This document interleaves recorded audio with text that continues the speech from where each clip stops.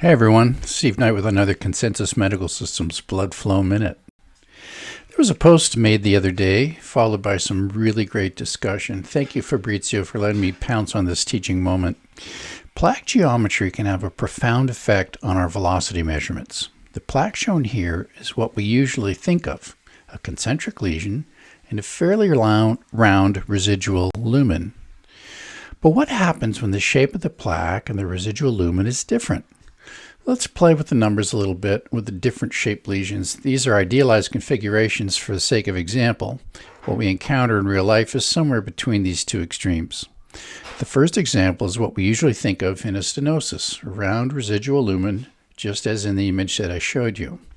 I threw some numbers in there to keep the math simple. You can calculate it for yourself, and you should produce an area reduction of 75% for this 50% diameter reduction.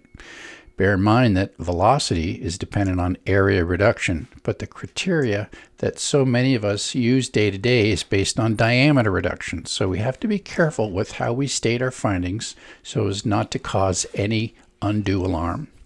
In the second example, the plaque is eccentric and it's on the inferior wall. Here you can plainly see that there is a 50% diameter reduction, but there's only a 50% reduction in area. Which lesion will have the higher velocity? A or B? Well, it'll be A because it has the greater area reduction. In C, we have the same diameter and the same reduction as B, but the lesion is on the lateral wall. Because of the beam slice thickness, we may see a lumen completely filled with color. This is how color can trick us, and it needs to be used with great care. Color has its place, but it can be misleading if we let it.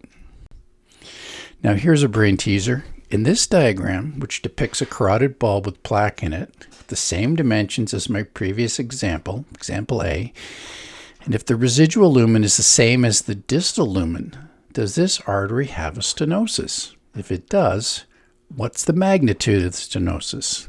Let me know in your comments.